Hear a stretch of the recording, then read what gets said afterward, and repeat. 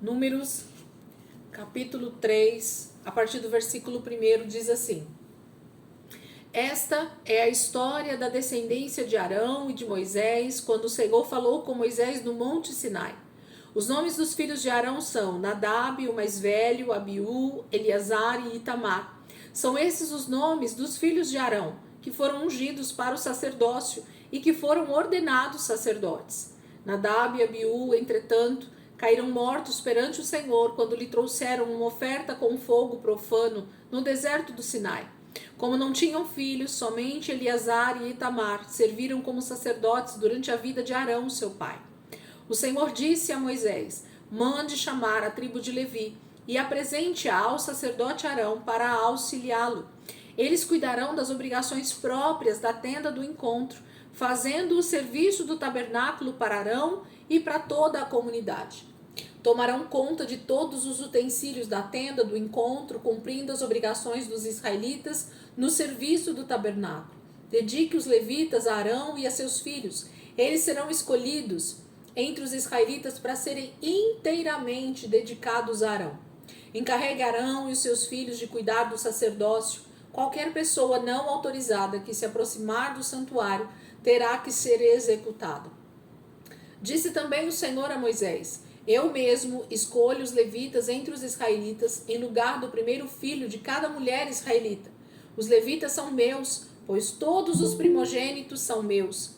Quando feri todos os primogênitos no Egito, separei para mim mesmo todo o primogênito de Israel, tanto entre os homens como entre os rebanhos. Serão meus, eu sou o Senhor.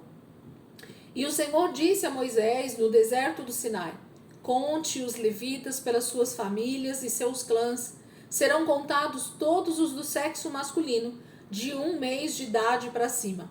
Então Moisés os contou conforme a ordem que recebera do Senhor. São estes os nomes dos filhos de Levi: Gerson, Coate e Merari. São estes os nomes dos clãs gersonitas: Libni e Simei. São estes os nomes dos clãs coatitas: Anrão, Issar, Hebron e Uziel. E estes são os nomes dos clãs meraritas: Mali e Muzi. Foram esses os líderes dos clãs levitas. A Gerson pertenciam os clãs dos libnitas e dos simeitas. Eram esses os clãs gersonitas. O número de todos os que foram contados do sexo masculino de 1 mês de idade para cima foi 7.500. Os clãs gersonitas tinham que acampar a oeste, atrás do tabernáculo. O líder das famílias dos gersonitas era Eliasaf, filho de Lael. Na tenda do encontro, os gersonitas tinham a responsabilidade de cuidar do tabernáculo, da tenda, da cobertura, da cortina da entrada, da tenda do encontro, das cortinas externas do pátio, da cortina da entrada do pátio que rodeia o tabernáculo e o altar, das cordas e de tudo que estava relacionada com esse serviço. Eu vou parar aqui só para a gente já ir contextualizando e já fazendo, né, toda a explanação, para a gente não perder tempo de ter que ficar lendo de novo desde o início e tal, para entender o que está acontecendo. Então, como nós começamos semana passada, lembra que o livro de Números não deveria se chamar Números, e sim Bamidbar, né? No deserto é o lugar da palavra. E Deus então está falando com os israelitas no deserto, e eles ainda estão acampados no pé do Monte Sinai. Então, essa informação é extremamente importante para a gente entender que praticamente Israel nem saiu do lugar ainda. Eles saíram lá do Egito, caminharam durante um período, se passaram exatamente 1 ano e 1 mês somente, e eles estão acampados ao pé do Monte Sinai, que foi aonde Deus deu todas as leis, os 10 mandamentos, todas as ordenanças, todo o livro de Levítico que a gente estudou o ano passado, toda essa parte das ofertas, dos holocaustos, da forma como os levitas deveriam se comportar, tudo foi dado exatamente ali durante praticamente 30 dias, em que eles terminaram o tabernáculo e começaram então esses trabalhos junto ao tabernáculo, junto com Arão e os seus filhos.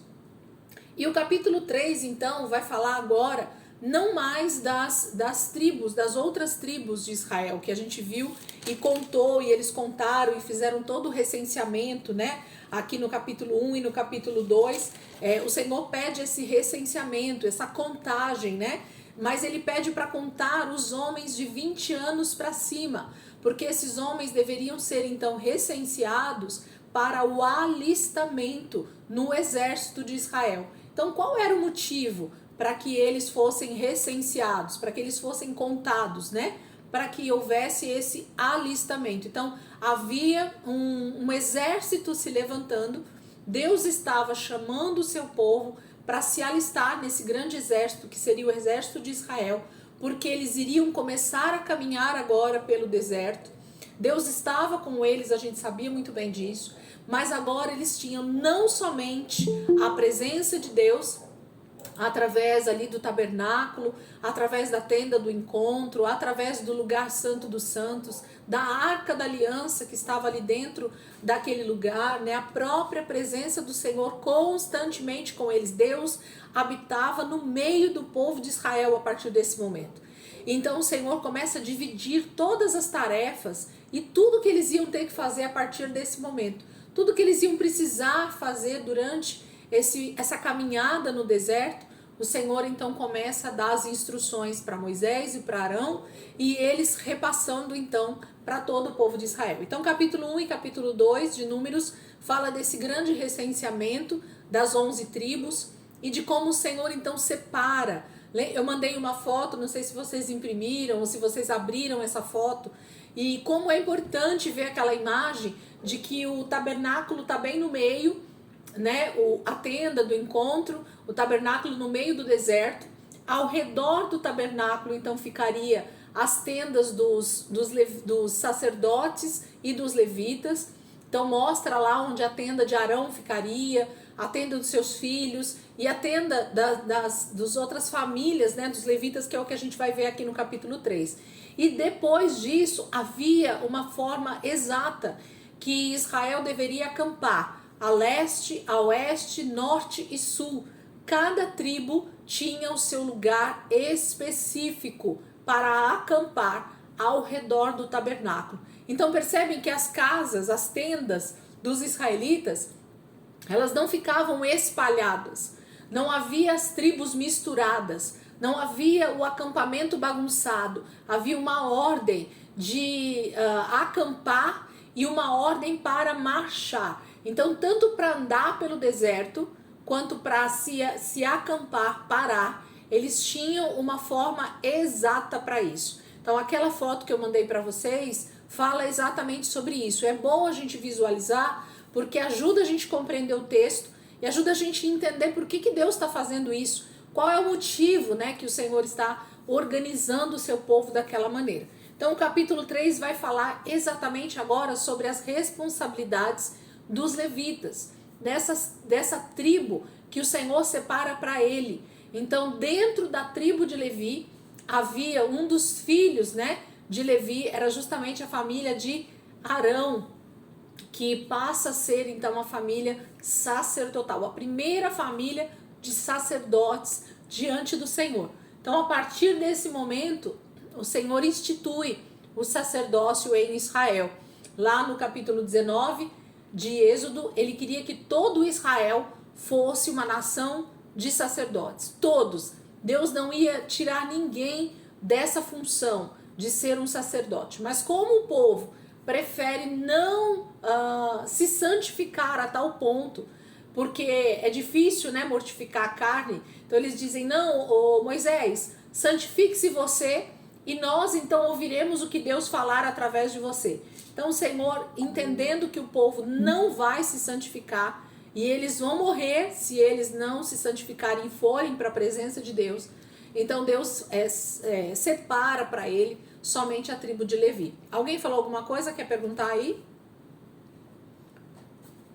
E aí o capítulo 3 então começa justamente com essa questão de quem são os da família de Arão. E a gente vê aí que são seus filhos, os 4 filhos de Arão, né? Nadab, Abiú, Eleazar e Itamar. Nadab e Abiú tem aquele incidente trágico, né, com o fogo estranho ali dentro do tabernáculo, e eles morrem então fulminados pela ira do Senhor por causa dessa atitude errada deles, e a gente estudou isso lá no livro de Êxodo. Se você não viu essa aula, volta lá que é legal, é importante saber por que esses dois meninos morrem naquele momento. E então sobram os outros dois filhos de Arão, Eleazar e Itamar. Isso na sequência de nascimento, tá? Então Eleazar é mais velho do que Itamar. Então na morte de Arão seria primeiro Eleazar, o sacerdote, e na morte de Eleazar seria Itamar, e assim sucessivamente. Sempre o primogênito do atual sacerdote. Vou explicar um pouquinho melhor isso. Então, Arão morrendo, quem era o seu primogênito na sequência? Então, Nadab e Abiú morreram, seria Nadab, né? Mas como Nadab e Abiú morreram, então passa a ser Eliezer. É isso, né? Eleazar, perdão, com A. Eleazar. Se Eleazar casasse e tivesse filhos, e Arão morresse e ele morresse, quem estaria na sucessão não seria Itamar, e sim o primogênito de Eleazar, se ele já estivesse no sacerdócio, ok? Então era sempre o primogênito do sacerdote em exercício, tá bom? Então vamos supor que Arão e Eleazar morresse, e aí ele não tivesse filhos, então sim, seria Itamar. Se Itamar morresse, quem seria o próximo sacerdote? O seu filho primogênito. E assim sucessivamente. Então sempre o sacerdote que estava em exercício naquele momento, quando ele morria, era o seu filho primogênito que tomava o lugar de sumo sacerdote. Mas a família sacerdotal é a família de Arão e todos os seus filhos, e todos os seus netos, e todos os seus bisnetos. Então a partir desse momento, Deus institui que a descendência de Arão seria a família sacerdotal, tá bom? Então a gente precisa entender isso até para saber essa questão da linhagem sacerdotal que vai acontecer a partir desse momento. Então, quem seria o próximo sacerdote? Então, sempre da descendência de Arão. Não poderia ser de outra família dos levitas, sempre da descendência de Arão, tá bom? Então grava isso, anota isso e vamos ver o que o Senhor vai fazer ao longo, né, dessa jornada do Velho Testamento, que a gente vai entender e vai caminhar nela, e a gente vai entendendo como ele vai acontecer. Porém, a tribo de Levi, ela não tinha somente a família de Arão, ok? Mas ela tinha outros, Levi tinha tido outros filhos, além do pai de Arão. Então a gente vai ver aqui que Deus vai então fazer agora um recenseamento justamente não só da família de Arão, a gente vai ver de onde ele descende aqui, mas sim de todos os descendentes que vieram do quarto filho, do terceiro filho de Jacó. Então o primeiro filho de Jacó foi Simeão, primeiro filho de Jacó Rúben, o segundo filho de Jacó Simeão, o terceiro filho de Jacó seria Levi. Então Levi, ele por isso que chama os levitas, os descendentes de Levi, do terceiro filho de Jacó, é que passam a ter essa incumbência de cuidar do tabernáculo e de serem os sacerdotes. Vamos ver aqui que o Senhor está falando para nós. Vamos lá. Eu li até o versículo 13, já semana passada, e a gente falou um pouco sobre isso. Então no versículo 14, ele vai falar o seguinte: e o Senhor disse ainda a Moisés no deserto do Sinai. Então eles continuam lá ainda, no mesmo lugar, acampados ali no pé do Sinai. Conte os levitas pelas suas famílias e seus clãs. Serão contados todos os do sexo masculino de 1 mês de idade para cima. Lembra, se você voltar aí uma página, o Senhor pede para fazer uma contagem, um recenseamento. Lá no capítulo 1, olha só, versículo 2, capítulo 1, versículo 2 de Números. Façam um recenseamento de toda a comunidade de Israel, pelos seus clãs e famílias, alistando todos os homens, um a um, pelo nome. Você e Arão contarão todos os homens que possam servir no exército, de 20 anos para cima, organizados segundo as suas divisões. Então, quando Deus começa o livro de Números falando com Moisés, ele fala para fazer esse recenseamento de todas as tribos e eles deveriam contar todos os homens que poderiam ser alistados no exército de Israel a partir de 20 anos para cima. Eles devem ter contado todo Israel, porém o importante para Deus aqui nesse momento era das tribos, das 11 tribos, eram os homens de 20 anos para cima, e a gente viu então que todo o capítulo 2 aí, ele passa a ser, né, o capítulo 1 e o capítulo 2 fala desse grande recenseamento, e que dá uma contagem de 603 mil homens, 550. Então é muito homem que tem lá de 20 anos para cima que poderia ser alistado nesse exército. Aliás, que foi, né, alistado nesse exército. Então, o grande exército de Israel começa aqui no Monte Sinai com 603.550 homens. Quando o Senhor vai mandar fazer o recenseamento agora só da tribo de Levi, ele fala que todos os homens, os do sexo masculino, deveriam ser então contados, feito o recenseamento de 1 mês de idade para cima. Agora não mais de 20 anos para cima. Não, agora é de 1 mês de nascido para cima. Então todos os homens da tribo de Levi deveriam ser contados nesse momento. E é isso que vai acontecer, isso da tribo de Levi. Aí ele vai falar no versículo 16, ele diz assim: então Moisés os contou conforme a ordem que recebera do Senhor. São estes os nomes dos filhos de Levi. Agora, gente, aqui mostra a genealogia de Levi para a gente entender essa contagem, tá? Levi não estava vivo nesse momento, ok? É o filho de Jacó, que deve ter morrido lá no início da estadia deles no Egito, tá? Eles morrem todos lá ainda quando eles vão para o Egito junto com Jacó, tá bom? Então toda essa primeira geração dos filhos de Jacó morre lá atrás, quando José traz eles pro Egito para eles não passarem fome, tá? Então não se passa ali, sei lá, vou colocar um número suposto aqui de 50 anos, 100 anos no máximo, e toda essa primeira geração dos filhos de Jacó morrem lá no Egito. E aí vem uma segunda geração, e essa segunda geração também não está mais viva, e aí começa aqui então, ó, versículo 17. São estes os nomes dos filhos de Levi. Então Levi é o patriarca, né, da tribo de Levi. Então ele é o patriarca. Então Levi, que são os 3 filhos que ele tem: Gerson, Coate e Merari.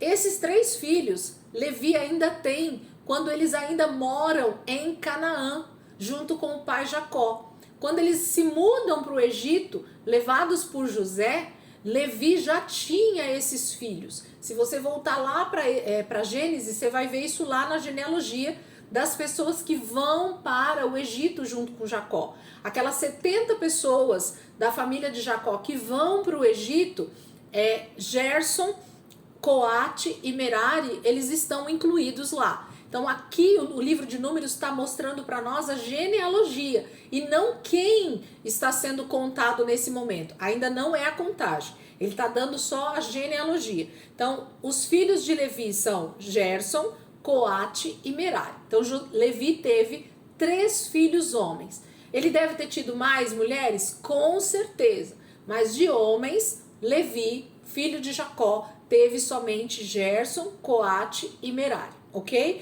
Aí ele vai dizer, ó, são estes os nomes dos clãs gersonitas. Então, quem são os filhos de Gerson, do primogênito de Levi?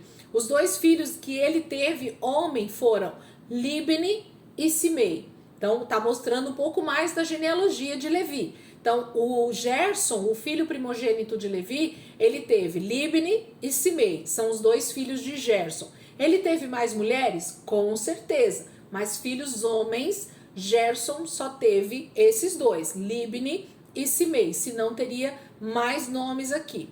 São estes os nomes dos clãs coatitas, os chefes de família, né? Agora de Coate, do filho do meio de Levi. Então são estes os nomes dos clãs coatitas: Anrão, Issar, Hebron e Uziel.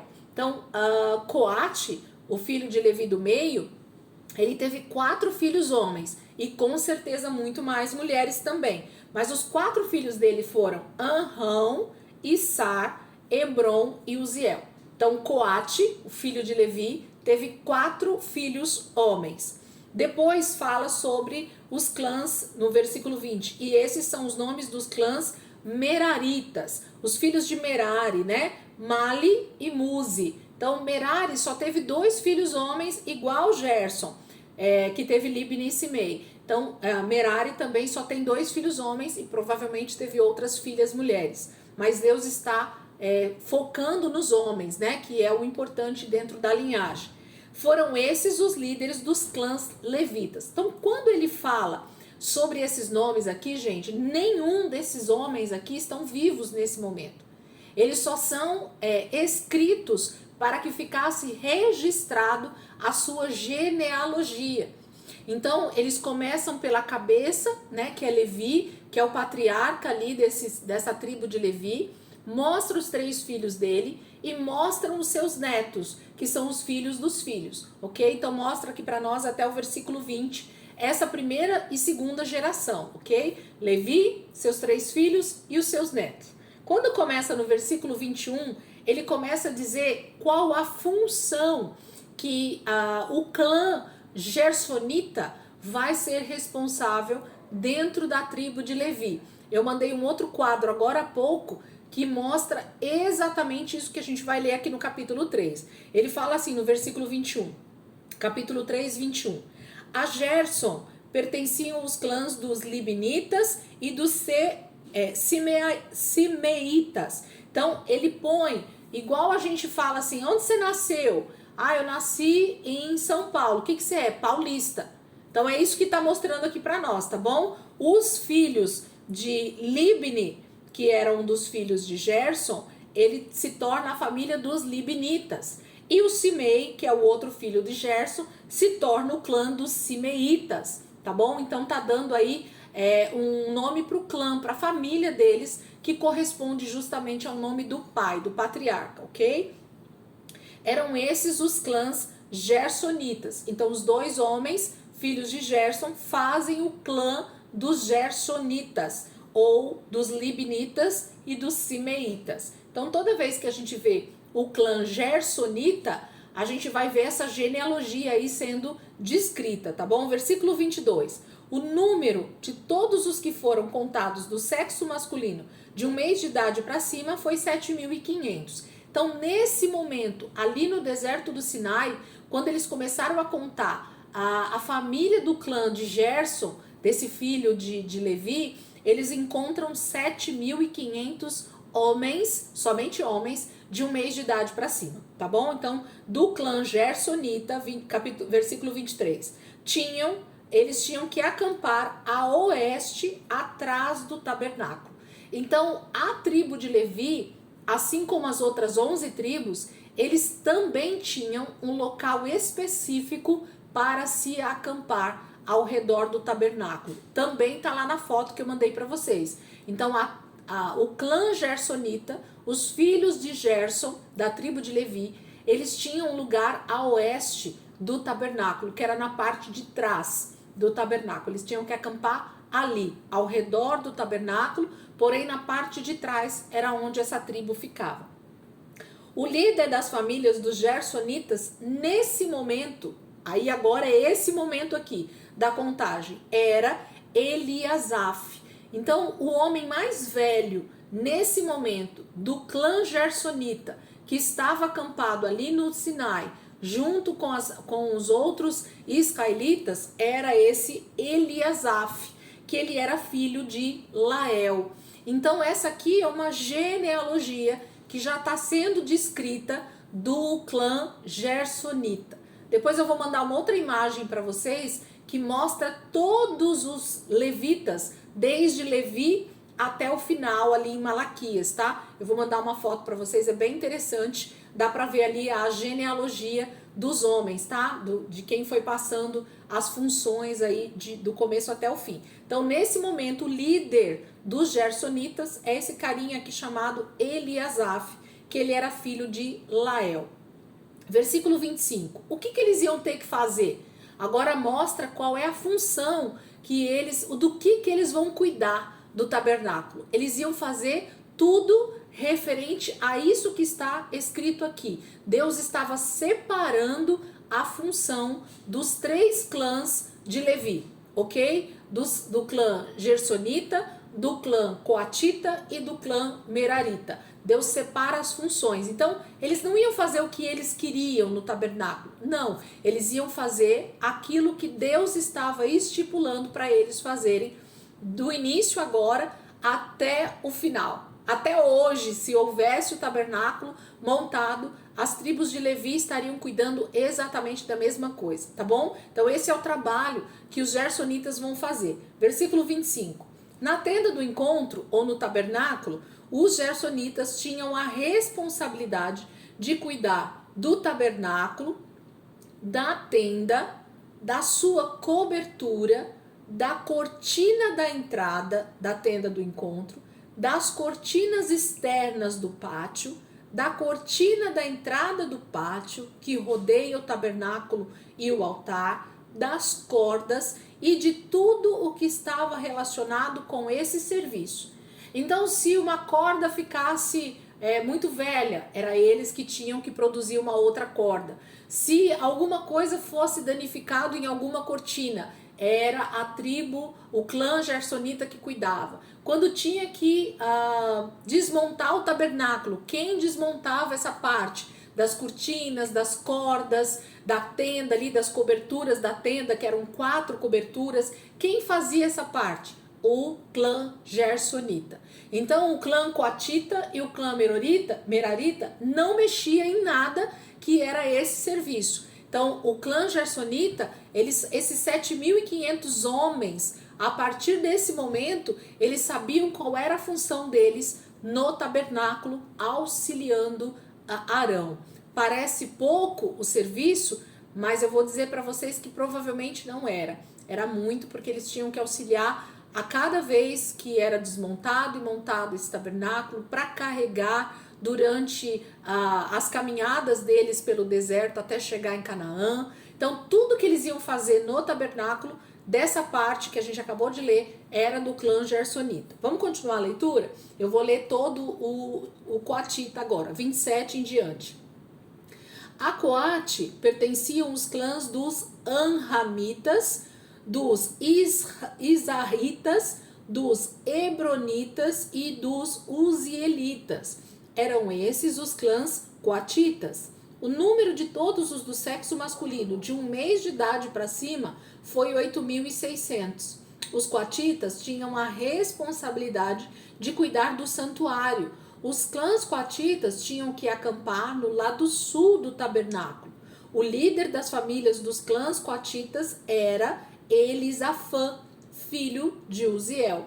Tinham a responsabilidade de cuidar da arca, da mesa, do candelabro, dos altares, dos utensílios do santuário com os quais ministravam, da cortina e de tudo que estava relacionado com esse serviço. O principal líder dos levitas era Eleazar, filho do sacerdote Arão. Ele tinha a responsabilidade de supervisionar os encarregados de cuidar do santuário. Aqui a gente tem uma questãozinha a mais. Então, primeiro ele fala então dos nomes, né, desse clã, que é os Anramitas, dos Izaritas, dos Hebronitas e dos Uzielitas. Então, são os 4 filhos de Coate. E eles tinham um número de 8.600 nesse momento. Então, eram 8.600 homens. Os coatitas tinham a responsabilidade de cuidar do santuário. Então, fala dessa parte do tabernáculo, que é justamente o lugar santo e a parte, né, da cortina ali que cuidava da parte de dentro do tabernáculo. Então, as cortinas de fora eram o clã gersonita. Já a parte de dentro do tabernáculo ali, ele fala, né, eles tinham que cuidar da arca, da mesa, do candelabro, dos altares, dos utensílios, dessa cortina interna. Toda essa parte era do clã coatita. Era eles que tinham que cuidar tanto de zelar por isso, limpar, carregar, desarmar e armar, arrumar, tudo que diz respeito a essas partes do tabernáculo era deles, era essa tribo, era esse clã dos coatitas que tinha que cuidar disso. Então, o clã gersonita ou merarita não podia cuidar de nada disso, que era de responsabilidade dos coatitas, tá bom? Então, mas aí tem um detalhezinho que não tem lá nos gersonitas. Vocês percebem que o clã gersonita, ele cuidava de toda a parte externa do tabernáculo. Então, eles cuidavam das cordas, das cortinas externas, dessa parte, tudo que fala da parte do átrio, né, da parte externa do tabernáculo. Como os coatitas, eles são justamente a família de Arão, vocês vão ver aqui dentro da genealogia. Como eles tinham a responsabilidade de cuidar de tudo que estava dentro da tenda do encontro, já é da parte interna do tabernáculo, agora eles têm uma supervisão.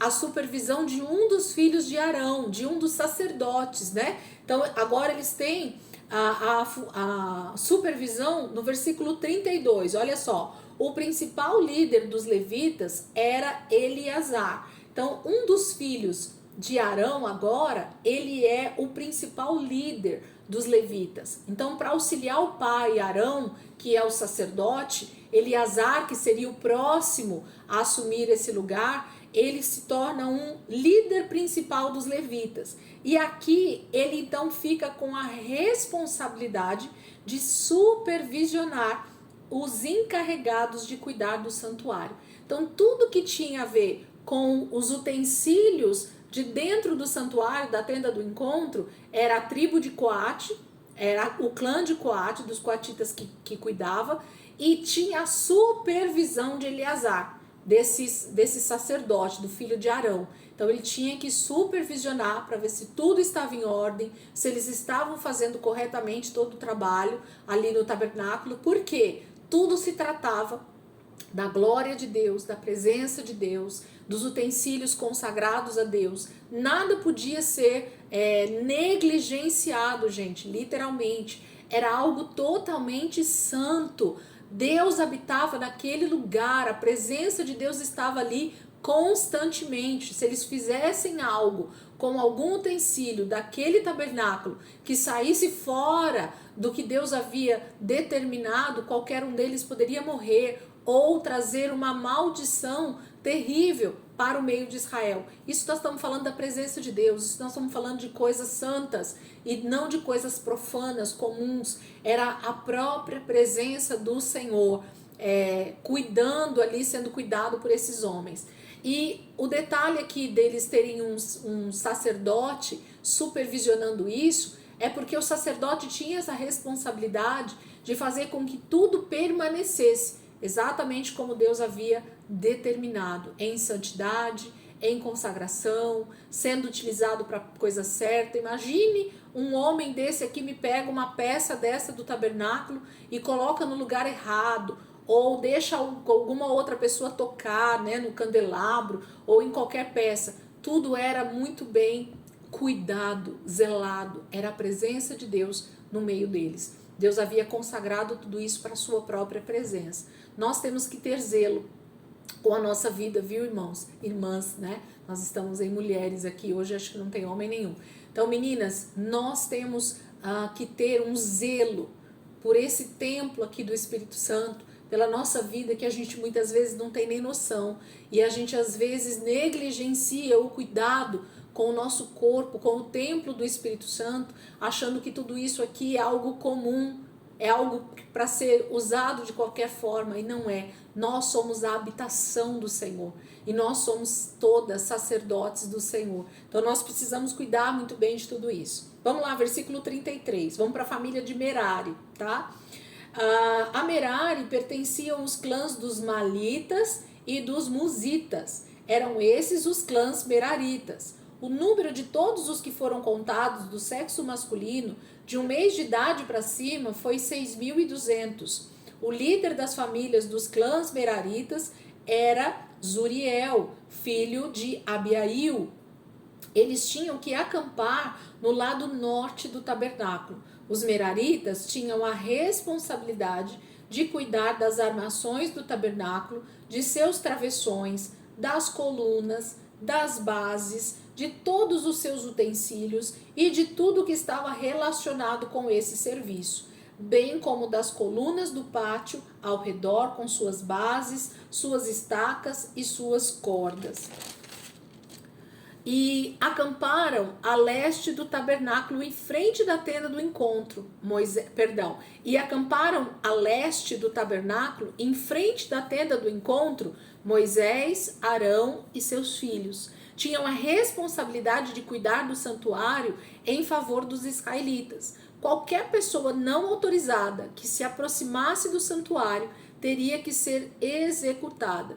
O número total de levitas contados por Moisés e Arão, conforme a ordem do Senhor, segundo os clãs deles, todos os do sexo masculino de 1 mês de idade para cima, foi 22.000 homens, tá? Então, nesse momento, ali no Monte Sinai, nós temos 22.000 homens levitas da tribo de Levi, desses 3 clãs aí, Gersonita, Coatita e Merarita, por esses nomes que a gente viu aí que são os líderes, e cada um deles então tinha a sua função própria no tabernáculo. Percebem que o clã Merarita não tem a supervisão de ninguém. Então o único clã levita que tinha a supervisão do sacerdote Eleazar é Coate. É o clã coatita, porque eram os responsáveis justamente pelas peças que ficavam na parte interna do tabernáculo. Então,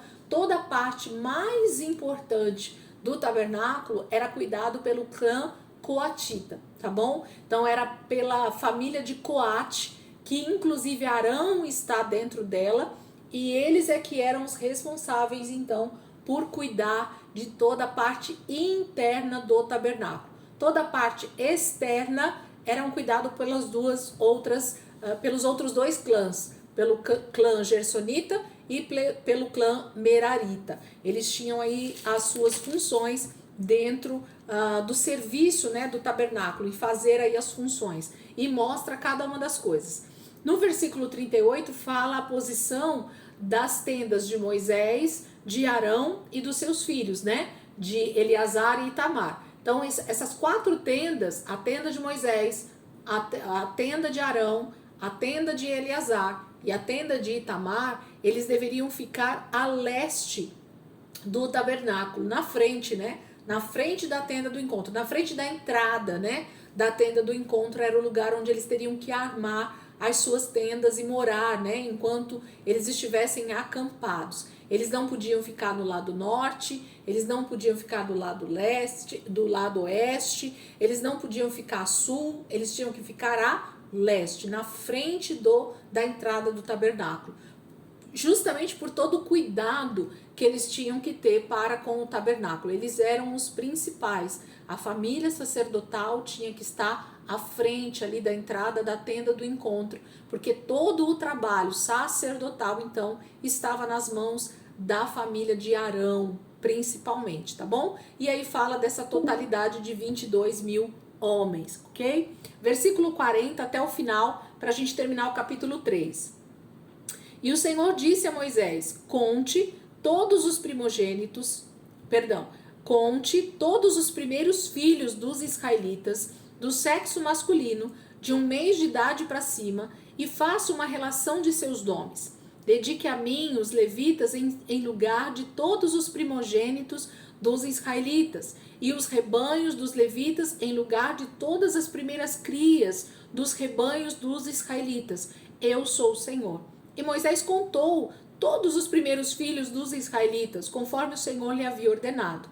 O número total dos primeiros filhos do sexo masculino, de 1 mês de idade para cima, relacionados pelo nome, foi 22.273. Disse também o Senhor a Moisés: dedique os levitas em lugar de todos os primogênitos dos israelitas, e os rebanhos dos levitas em lugar dos rebanhos dos israelitas. Os levitas serão meus, eu sou o Senhor. para o resgate dos primeiros 273 filhos dos israelitas, que excedem o número de levitas, recolha 60 gramas de prata com base no peso padrão do santuário, que são 12 gramas. Entregue a Arão e aos seus filhos a prata para o resgate do número excedente de israelitas. Assim Moisés recolheu a prata para o resgate daqueles que excederam o número dos levitas. Dos primeiros filhos dos israelitas, ele recolheu prata no peso de quase 16,5 kg, com base no peso padrão do santuário. Moisés entregou a Arão e aos filhos dele a prata para o resgate, conforme a ordem que recebera do Senhor. Vocês perceberam o que aconteceu aqui? Vocês conseguiram perceber já o que acontece nesses últimos versículos do capítulo 3? Aqui o Senhor fala sobre um resgate. Por quê? O que Deus estava fazendo com essa contagem aqui agora é assim: quando o Senhor separa a tribo de Levi para cuidar do santuário, ele está fazendo o seguinte. Lembra lá em Êxodo que eu falei que Deus queria que todos fossem então sacerdotes? Então Deus iria justamente chamar todos os homens de Israel, todos os primogênitos, na verdade, né, de Israel, para serem esses sacerdotes diante dele. Então, todo primogênito de Israel, das famílias de Israel, das 12 tribos, seriam os sacerdotes que cuidariam das pessoas de todo Israel. Então, seria um representante diante de Deus de todas as outras pessoas, das mulheres, das crianças, dos mais velhos, eles seriam um representante. Então, aqui Deus fala, vocês já contaram os homens de 20 anos para cima que vão ser do exército de Israel. Agora vocês contaram todos os levitas, os homens, e deu um número de 22 mil homens, não é isso? Está lá no versículo 39. Quando chega no versículo 40, o Senhor fala assim, olha, já que agora os levitas é que vão ser meus, separados para trabalhar para mim, em favor de todo Israel, então vocês vão contar todos os primogênitos de um mês para cima das 11 tribos de Israel e vamos ver quantos homens tem. E quando eles fazem essa contagem, surpreendam-se vocês ou não, porque eu me surpreendi a primeira vez que eu li isso, deu um número de primogênitos de 22.273 homens. Então, o número de primogênitos que tinha nesse momento ali no Monte Sinai, acampado ali durante esse recenseamento, eram 22.273 homens. O que corresponde a praticamente exatamente o número de levitas. Quantos levitas tinham lá? Homens. 22 mil. Quantos primogênitos nós temos nas outras 11 tribos de Israel? 22.273. Só excedeu 273 homens. Então quase que empatou, quase que deu 100% certo. E eu não acho que isso seja coincidência. Deus é o dono, né, de toda a sabedoria. E com certeza ele sabia desse número. Não precisava nem contar. Deus já sabia, mas Deus agora queria mostrar para Moisés e para o seu povo e para nós hoje como Deus cuida dos mínimos detalhes, ok? Então ele diz aqui no finalzinho que esses 273 que excederam dos 22 mil, eles não poderiam ficar sem um equivalente, né? Então, vocês entenderam o que aconteceu? Para cada um levita que estava sendo recrutado para cuidar do tabernáculo, tinha um primogênito de Israel. Então é isso, ó, um por um, ok? Para que nenhum israelita viesse a cuidar do tabernáculo, participar do sacerdócio, tinha que ter um levita equivalente. Então, para cada um israelita, tinha que ter um levita para ser esse primogênito cuidando do tabernáculo. Como passou 273, Deus fala assim, para que esses 273 não tenham que trabalhar junto com os sacerdotes, que eles não fossem separados para o sacerdócio, Deus pede um resgate. Então existe um pagamento para que esses homens fossem livres, literalmente, de trabalhar só para o tabernáculo. Eles não iam poder fazer outra coisa a não ser trabalhar no tabernáculo. Então, como Deus não queria nenhuma outra tribo trabalhando no tabernáculo, somente a tribo de Levi, esses primogênitos então são resgatados. É pago um resgate para que eles não precisassem ser consagrados ao Senhor. Então, Deus estipula que, segundo o peso padrão daquela época, um peso que o próprio Deus estipula para Moisés, de 60 gramas de prata. Não é isso que ele fala aqui? Versículo 46. Para o resgate dos primeiros 273 filhos dos israelitas, que excedem o número de levitas, recolha 60 gramas de prata, com base no peso padrão do santuário, que são 12 gramas. Então, ele vai estipular um valor em prata para que o resgate acontecesse. E a partir desse momento, qualquer resgate que também precisasse acontecer, ou de algum animal, ou de alguma pessoa realmente em Israel, esse era a medida de prata que era utilizada lá no tabernáculo por Moisés, por Arão e depois pelos seus descendentes. Então eles fazem agora um recolhimento dessa prata em favor desses 273 excedentes. Já começa a ser recolhido então como se fosse uma oferta mesmo em prata para o tabernáculo. Então isso aqui já vai para o tesouro do tabernáculo ali no deserto ainda. Então a prata que eles tinham, que eles ganharam dos próprios egípcios, quando eles saem ali do Egito, quando o faraó libera eles saem ricos com ouro, prata e todo tipo de presente. Nesse momento essa prata que eles saem ali do Egito já é utilizada para pagar o resgate desses 273 homens que deveriam então ser consagrados ao Senhor porque eles eram primogênitos das suas famílias. Então Deus já faz aqui de alguma maneira uma libertação também desses 273 através do preço de um resgate. Então os únicos que trabalhariam inteiramente para o Senhor todos os dias, 365 dias por ano, exclusivamente no tabernáculo seriam os levitas. Nesse caso aqui, os 22 mil. O restante de Israel seria cuidado por esses 22 mil levitas. Entenderam até aqui? Tudo bem? Façam joia para mim. Tudo certo? Quantos minutos falta? Alguém lembra aí? Tá aparecendo para alguém? 6 minutos. 6. Vamos fechar só para não esquecer? E a gente já começa o capítulo 4. Vamos fechar rapidinho?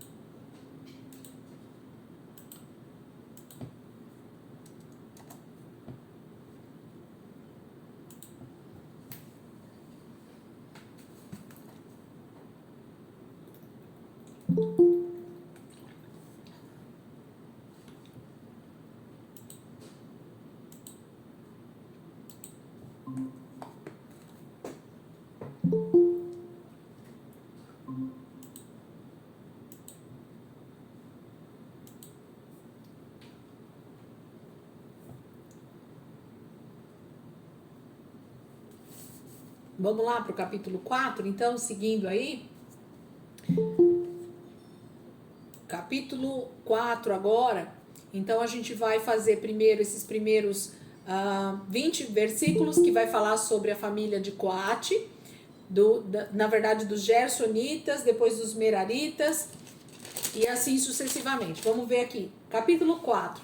Tenham paciência, amadas. Não por nada dá a impressão de que são textos que não fazem sentido para nós hoje, mas eu quero dizer para vocês que toda a palavra de Deus, ela é inspirada pelo próprio Senhor e ela traz um conhecimento que quando nós vamos lendo o restante da palavra de Deus Isso que a gente leu agora, isso que a gente estudou agora, faz todo sentido porque a gente percebe por que as coisas estão acontecendo como estão acontecendo. Por que essa tribo cuidava disso? Por que é essa pessoa que está carregando aquilo? Por que essa tribo está acampada nesse lugar? Então tudo faz um sentido porque o Senhor vai começar a caminhar com esse povo pelo deserto e a gente vai vendo o desenvolvimento de Israel ao longo dessa caminhada até a terra de Canaã. Então a gente vai ver que toda essa estrutura, toda essa base que o Senhor está dando para esse povo tem a ver com organização, tem a ver com uma dinâmica de caminhada pelo deserto, tem a ver com funções específicas para que houvesse organização. O nosso Deus, ele é extremamente organizado, ele tem uma dinâmica para a igreja, ele derramou dons, ministérios, para que todos nós pudéssemos ser úteis no reino de Deus, diante do Senhor, servindo o Senhor com excelência, tá? É isso que está acontecendo aqui. Capítulo 4, então, bora lá. Capítulo 4. Deinha, graça e paz, não falei no início da aula, tudo bem aí? Daiane também entrou agora há pouco, Marli, Aninha, né? Vocês entraram, eu já estava falando, me perdoem aí. Glória a Deus por vocês. Capítulo 4, diz assim: Disse o Senhor a Moisés e Arão: façam um recenseamento dos coatitas na tribo de Levi, pelos seus clãs e famílias. Contem todos os homens entre 30 e 50 anos. Grifa aí para mim já 30 e 50 anos. Aptos para servir, para que façam o serviço da tenda do encontro. O serviço dos coatitas na tenda do encontro será o cuidado das coisas santíssimas. Grifa aí os santíssimas. Quando o acampamento tiver que mudar, Arão e os seus filhos entrarão e descerão o véu protetor e com ele cobrirão a arca da aliança. Depois a cobrirão com couro, estenderão um pano inteiramente azul sobre ela e colocarão as varas no lugar. Sobre a mesa da presença, eles estenderão um pano azul e colocarão os pratos, os recipientes para incenso, as tigelas e as bacias para as ofertas derramadas e os pães da presença que devem estar sempre sobre ela. Sobre tudo isso, estenderão um pano vermelho e o cobrirão com couro. Depois colocarão as varas no lugar. Pegarão também um pano azul e cobrirão o candelabro usado para iluminação, as suas candeias, as suas tesouras de aparo, os seus apagadores e todos os jarros para o seu suprimento de óleo. Em seguida, o embrulharão com todos os seus utensílios numa cobertura de couro e o colocarão num suporte para carregar. Sobre o altar de ouro, estenderão um pano azul e o cobrirão com couro e colocarão as suas varas no lugar. Apanharão todos os utensílios usados na ministração no santuário, depois os embrulharão num pano azul e os cobrirão com couro. A seguir os colocarão num suporte para carregar. Tirarão a cinza do altar de bronze e estenderão sobre ele um pano roxo. Colocarão sobre ele todos os utensílios usados na ministração do altar: os braseiros, os garfos de carne, as pás e as bacias da aspersão. Sobre eles estenderão uma cobertura de couro e colocarão as varas no lugar. Quando Arão e os seus filhos terminarem de cobrir os utensílios sagrados e todos os artigos sagrados e o acampamento estiver pronto para partir, os coatitas virão carregá-los. Mas não tocarão nas coisas sagradas. Se o fizerem, morrerão. São esses os utensílios da tenda do encontro que os coatitas carregarão. Eleazar, filho do sacerdote Arão, ficará encarregado do azeite para a iluminação, do incenso aromático, da oferta costumeira de cereal e do óleo da unção. Ficará encarregado de todo o tabernáculo e de tudo que nele há, isto é, seus utensílios e seus artigos sagrados.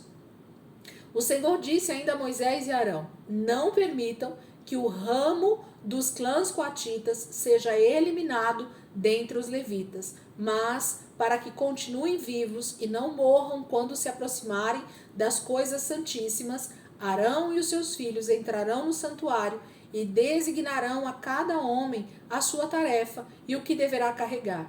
Os coatitas não entrarão para ver as coisas sagradas, nem por breve momento, para que não morram. Então vamos parar aqui para a gente conseguir já ver o que está acontecendo e entender então o que o Senhor está falando aqui para nós. Capítulo 4 começa falando de novo, agora com um novo recenseamento.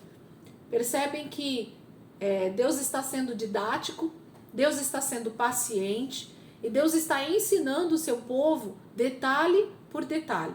Ele não tem pressa de nada, ele não está correndo com nada, ele tem toda a paciência do mundo para falar com Moisés e com Arão e para que eles então ensinem também o povo de Israel.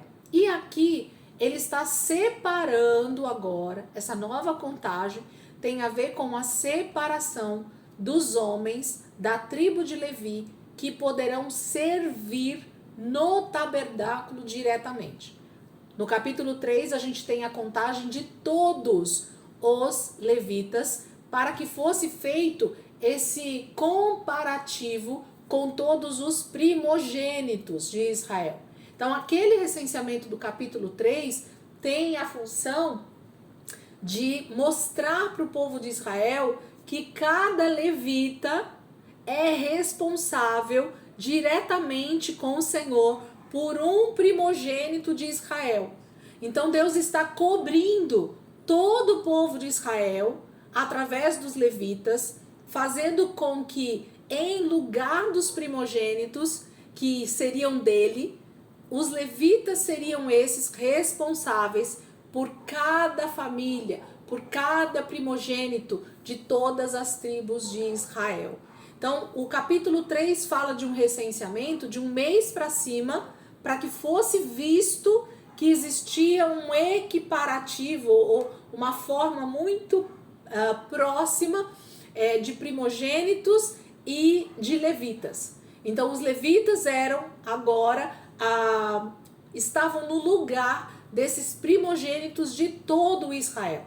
Então todos os homens, os primogênitos que deveriam ser os sacerdotes diante do Senhor, por causa deles mesmos que não quiseram, lá em Êxodo 19, então o Senhor separa a tribo de Levi e quando ele faz essa contagem aqui no Monte Sinai, percebe-se que existe o mesmo número de homens, um a um.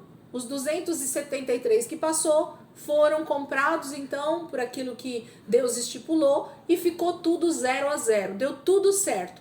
Nenhum primogênito das 11 tribos precisaria ser separado para trabalhar exclusivamente para o Senhor. Porém, toda a tribo de Levi, todos os homens seriam então esses separados. Mas para trabalhar diretamente no trabalho braçal, todos os dias, durante a caminhada, para cuidar do tabernáculo, da tribo de Levi, dos coatitas, deveria ser feito então agora uma contagem, não de um mês de idade para cima, mas como nós grifamos ali no versículo 3, de 30 anos até os 50.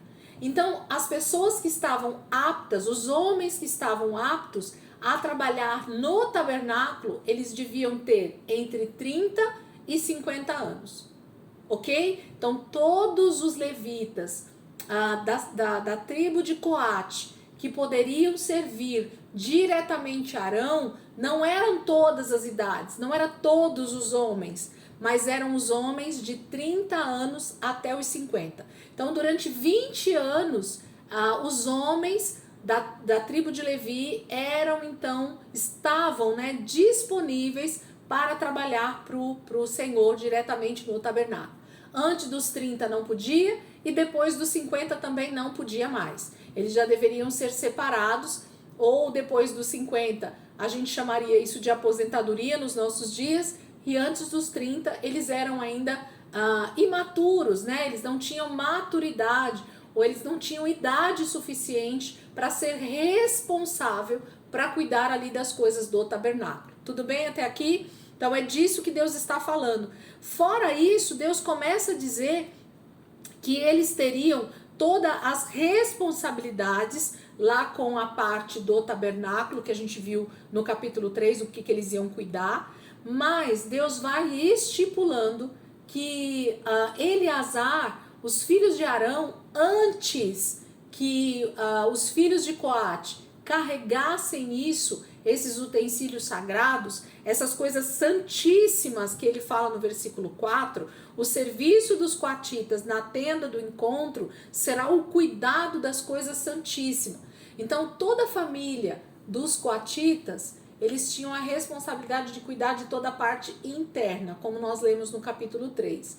Mas para eles cuidarem disso, para eles carregarem isso, para eles ajudarem Arão, antes que isso fosse carregado, era Eleazar que deveria entrar no lugar santo, que deveria entrar no santíssimo lugar, no Santo dos Santos.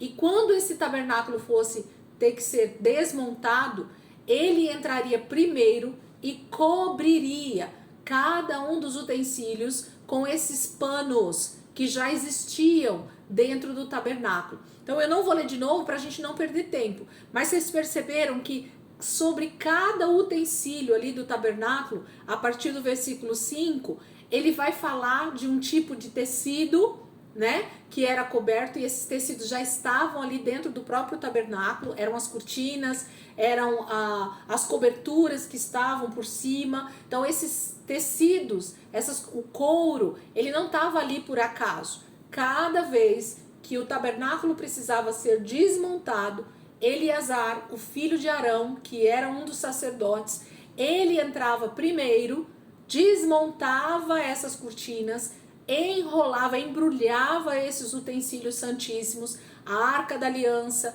o candelabro, o altar de incenso, a mesa dos pães. Ele tinha que enrolar tudo isso com seus devidos tecidos, cada um com a sua cor, o altar de bronze com a sua cor, tudo tinha um tecido específico e uma cor específica. E então os coatitas entravam ali e podiam carregar aqueles utensílios. Se algo fosse feito de maneira errada, eles sofreriam uma punição, provavelmente até de morte, porque eles estariam tocando em algo santíssimo.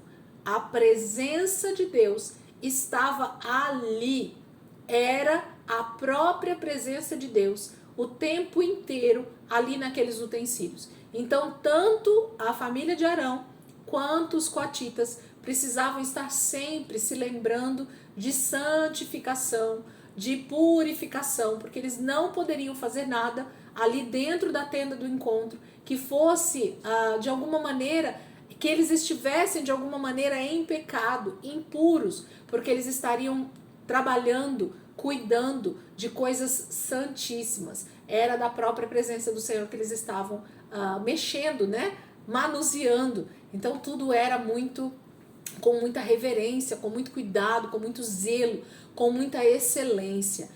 Será que nos nossos dias, ou será que ao longo, né, da caminhada de Israel ali, no Velho Testamento, a gente teve essa mesma reverência, a gente teve esse mesmo zelo? A gente vai ver isso ao longo da leitura aí, né? E a gente precisa pensar sobre isso. Será que nós temos tido cuidado com a nossa alma, que é esse lugar, que é o lugar santo? Será que nós temos tido cuidado com o Santo dos Santos, que é o nosso espírito, que é onde a presença de Deus habita? Será que quando nós vamos mexer, quando nós vamos alinhar a nossa vida, a gente se preocupa em realmente estar sempre nos santificando para que tudo isso esteja no devido lugar, sendo cuidado da melhor forma possível? Percebem, irmãs, como isso é importantíssimo? Não é nem importante, é importantíssimo. Então, Eleazar era o filho de Arão que estava responsável por supervisionar tudo isso e dar a ordem, né, para os coatitas carregarem isso. Enquanto Eleazar não falasse, agora vocês podem entrar e carregar esses utensílios, eles não podiam entrar. Porque se algo desses utensílios estivesse descoberto ou estivesse de alguma maneira ainda não embrulhado e eles tocassem naquilo, eles podiam ser mortos pela santidade de Deus. Versículo 20, entenderam até aí? Posso seguir? Tudo bem? Tudo certo? Deixa eu ver a hora aqui, gente, só para eu não me perder. Vamos lá. Versículo 21. E o Senhor disse a Moisés: faça também um recenseamento dos Gersonitas pelas suas famílias e clãs. Conte todos os homens entre 30 e 50 anos, aptos para servir, para que façam o serviço da tenda do encontro. Este é o serviço dos clãs gersonitas, o que devem fazer e carregar.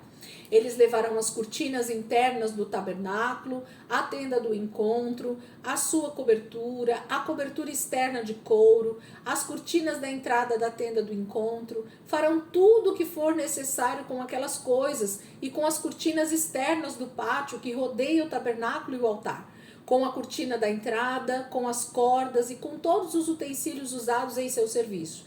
Todo o serviço deles, tudo o que devem fazer e carregar, estará sob a direção de Arão e de seus filhos. Designe com responsabilidade deles tudo o que tiverem que carregar. Esse é o serviço dos clãs gersonitas na tenda do encontro. Suas atividades estarão sob a supervisão de Itamar, filho do sacerdote Arão.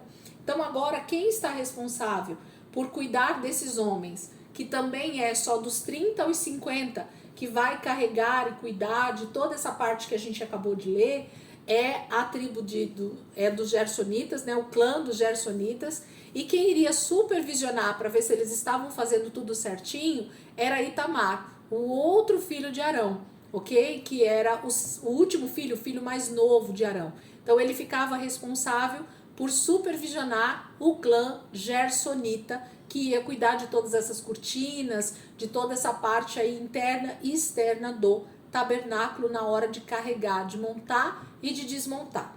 Versículo 29.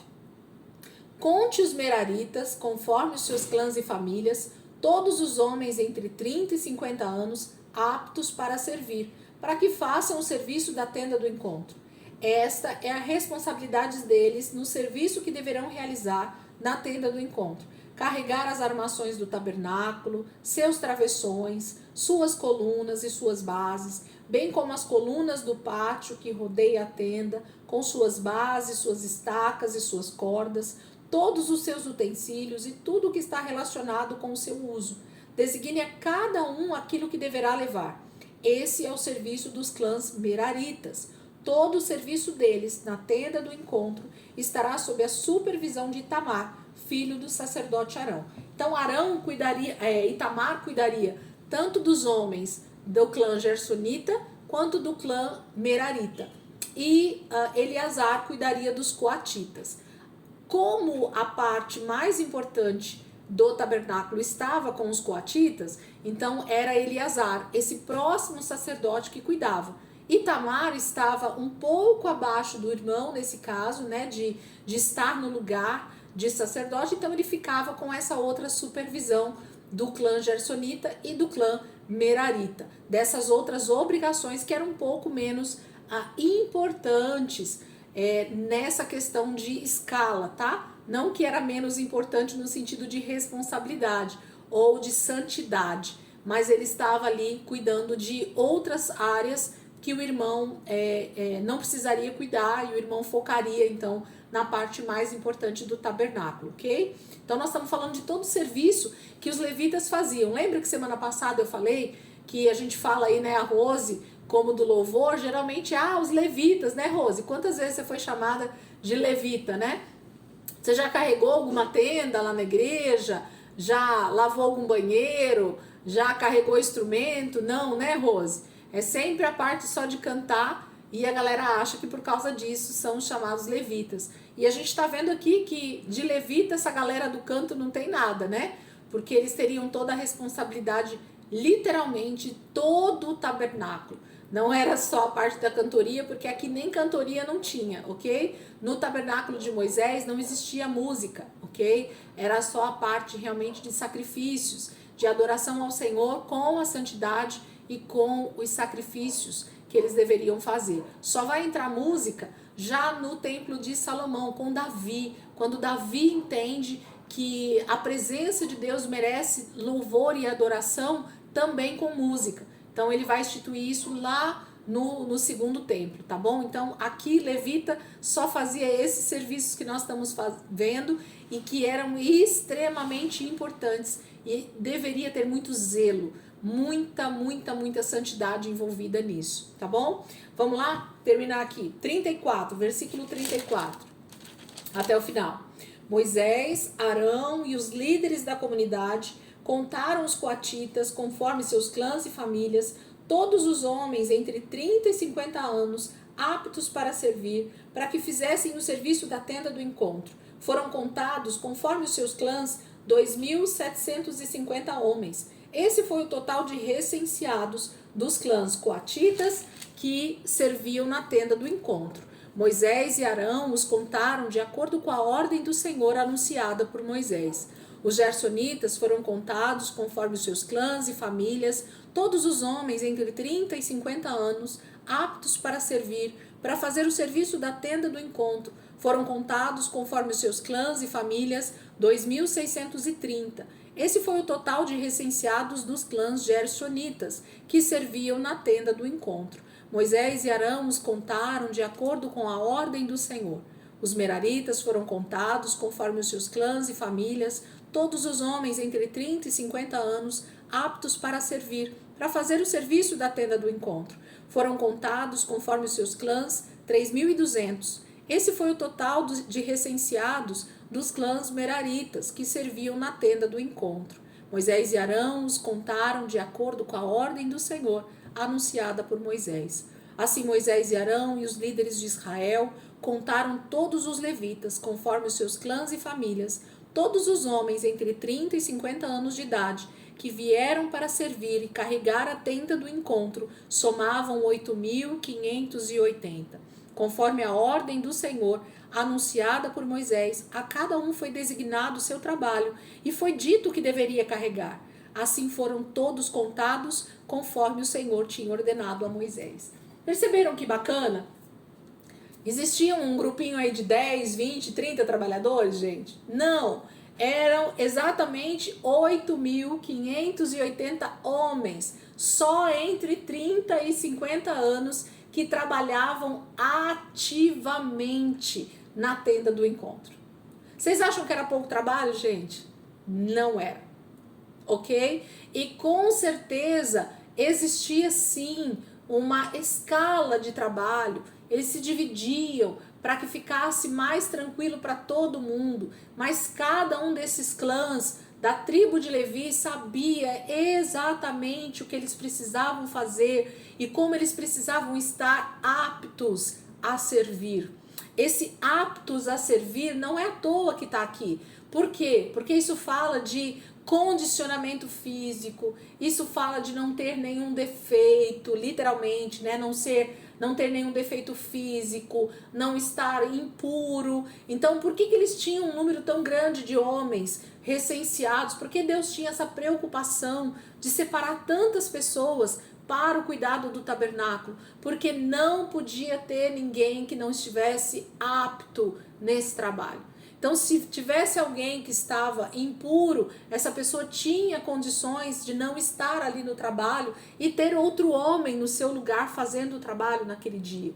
Então, era todo um cuidado que eles tinham entre eles, cuidando uns dos outros e cuidando principalmente do tabernáculo. A presença de Deus estava andando no meio deles constantemente, dia e noite. Eles precisavam zelar por tudo isso. Esse material, esse tabernáculo, toda essa construção com prata, com madeira, com ouro, com cordas, com essas cortinas bordadas, com ouro, era tudo muito perfeito, era tudo muito santo. Deus estava ali no meio deles e precisava ter então excelência no cuidado e no trabalho. Então Deus chama todas esses homens aptos de 30 anos para cima, que dá um número de 8.580 anos, de 80 homens. A primeira vez que eu li esses números, gente, que eu comecei a fazer meus estudos alguns anos atrás, isso me alegrava e ao mesmo tempo me assustava, porque a gente sempre acha que é meia dúzia de gato pingado, que trabalhava ali junto com Arão, que fazia todo aquele trabalho. Quando a gente vê aqueles filmes, ou quando a gente vê aqueles vídeos, ou quando a gente vê algumas fotos da internet, dá a impressão de ser uma coisa tão pequena, mas tudo quanto Deus faz é grande, poderoso. sempre tem grandiosidade e excelência naquilo que Deus faz. E Israel não era pouca gente, era muita gente. Deus separa todos esses homens, 8.580, para ser representantes de toda uma nação, de 603 mil homens que estavam sendo recenseados nesse momento. Então, para 603 mil homens que poderiam estar pecando diariamente, levando sacrifícios ali no tabernáculo, existia 8.580 homens trabalhando arduamente todos os dias para servir Arão e os seus filhos, tá bom? Então, esse é o número que começa esse trabalho do tabernáculo e da presença de Deus ali no meio do deserto, ainda acampados no Monte Sinai. Eles não saíram do lugar, eles não começaram a caminhar no deserto ainda, depois que o tabernáculo foi levantado ali em Êxodo 40, tá bom? Então eles ainda estão paradinhos no mesmo lugar. Deus está falando tudo isso, fazendo todo esse recenseamento, ensinando o seu povo a fazer todo o trabalho, como eles deveriam fazer, exatamente no mesmo lugar, acampados no pé do Monte Sinai, tá bom? Isso é muito importante. Nós estamos a 6 minutos do final da aula. Vamos ler esse primeiro trechinho aqui do capítulo 5, para a gente não perder tempo, que eu acredito que o livro de Números vai ser assim bem bacana, porque a gente vai ter uma dinâmica, né, na leitura muito maior, porque fala um pouco mais fluido daquilo que a gente já está entendendo que Deus está fazendo. Então a gente acaba tendo mais facilidade. Capítulo 5 diz assim: O Senhor disse a Moisés: ordene aos israelitas que mandem para fora do acampamento todo aquele que tiver lepra, ou que tiver um fluxo, ou que se tornar impuro por tocar um cadáver.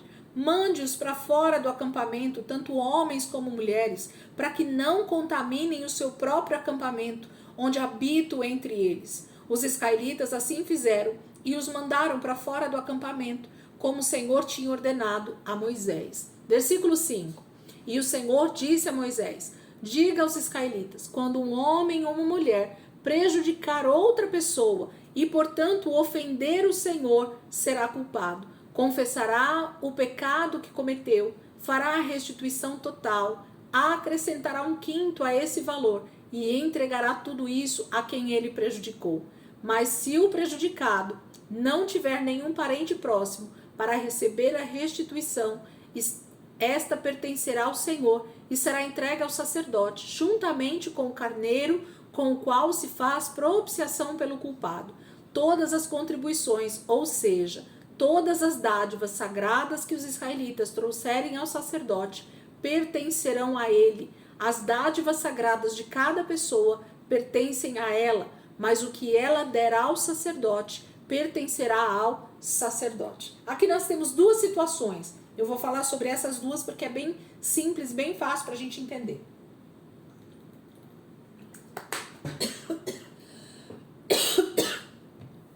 Do versículo 1 ao versículo 4 do capítulo 5, Deus está falando literalmente sobre a lepra, ou sobre qualquer tipo de impureza que faça com que o acampamento se torne impuro. Então a preocupação do Senhor para com o seu povo era que ninguém mais morresse por causa de nenhum tipo de pecado, ou que não houvesse contaminação por causa da santidade de Deus. Aonde a vida, não pode haver morte. Eu já expliquei isso para vocês quando a gente falou lá em Levítico sobre essas leis, esses rituais de purificação. Então, se você tiver dúvida ainda, pode me perguntar depois, ou se você quiser assistir as aulas lá de Levítico, assista sobre a lepra, sobre os rituais de purificação, para que vocês entendam melhor isso e vejam que o cuidado de Deus para com Israel era de não se contaminarem com nenhum tipo de impureza, e isso dizia a respeito de morte, principalmente. Então, tudo que está ligado à morte, sangramento da mulher, né, a menstruação, ou algum tipo de fluxo também da parte do homem, ou tocar em cadáver, que também era morte, representava a morte. Deus não habita no meio de morte, gente. Deus é vida, Em Deus não há morte. A morte só veio ao homem por causa do pecado. Por isso que na eternidade não haverá mais morte, não haverá mais choro, não haverá mais dor, porque Deus é vida e vida eterna, tá bom? Então Deus está literalmente falando para o teu povo: não permitam que ninguém que esteja nessas condições permaneça no meio de vocês. Essa pessoa tem que ser afastada, ela tem que ser colocada para fora do acampamento, ela tem que se cuidar primeiro fora do acampamento, para que depois, purificada, ela então possa voltar e estar no meio de Israel, e estar no meio da minha presença. Então, o cuidado que nós devemos ter com a nossa vida espiritual diz respeito a isso, a nós estarmos sempre nos santificando, nos purificando, para que nós não sejamos encontrados em pecado, em impureza, que o nosso corpo, que é templo do Senhor, não seja encontrado desse jeito, porque a presença de Deus não habita no meio da morte. Então, o que isso diz respeito para nós hoje, gente? Quanto mais eu busco, quanto mais eu me aproximo do Senhor, mais santo eu vou desejar ser, mais puro eu vou desejar ser, mais eu vou me lavar na palavra, mais eu vou me purificar na presença do Senhor, mais eu vou desejar que a santidade de Deus vá limpando os meus pecados, as minhas mazelas, né? A minha impureza ritual, que diz respeito a pequenos detalhes que a gente tem às vezes no nosso dia a dia, mas que traz aquela impureza para o nosso corpo, para a nossa vida espiritual, que se a gente deixa as impurezas espirituais, hoje dizem respeito às vezes àquela pequena mentirinha que eu conto, aquele pequeno pecadinho que eu cometo. Elisângela, tem pecadão e pecadinho? No sentido de impureza espiritual, tem. Por quê? Porque às vezes são os pequenos detalhes que fazem com que a gente vá se afastando do Senhor dia após dia, e quando a gente vai ver, a gente está muito longe do Senhor, e não foi de uma vez, não foi por um adultério, não foi por um homicídio, foi porque hoje eu deixei de me alimentar do Senhor, amanhã eu contei uma mentira, depois eu passei o meu irmão para trás, depois eu desonrei o meu pai e minha mãe, depois eu fui fazendo pequenas coisas que foi trazendo impureza para as minhas vestes, né, de sacerdote, que foi trazendo sujeira para minha vida, e que então quando eu vi eu já estava longe do Senhor. É disso que está falando. Eu não vou entrar na outra parte, que eu quero explicar para vocês essa questão dos prejuízos aqui. Então já deu 9h30, eu vou parar por aqui. Então, do versículo 1 ao versículo 4, Deus está falando que ninguém que esteja impuro esteja no meio do meu povo. Então nós devemos estar sempre nos santificando, nos purificando na palavra e na presença do Senhor, para que a gente seja luz, para que a gente seja sal dessa terra, para que a gente seja boca de Deus para as pessoas que estão ao nosso redor. E então a gente realmente vai estar refletindo a glória de Deus. Era isso que Israel deveria ser ali no meio deles mesmos e das outras nações. Então, quanto mais eles se santificassem, mais Deus ia refletir através da vida deles. Amém? Semana que vem, em nome de Jesus, a gente vai continuar a partir daqui, no capítulo 5, do versículo 5 em diante, e a gente vai seguindo aqui dentro do livro de Números. Tá bom, amadas? Vamos orar para a gente terminar?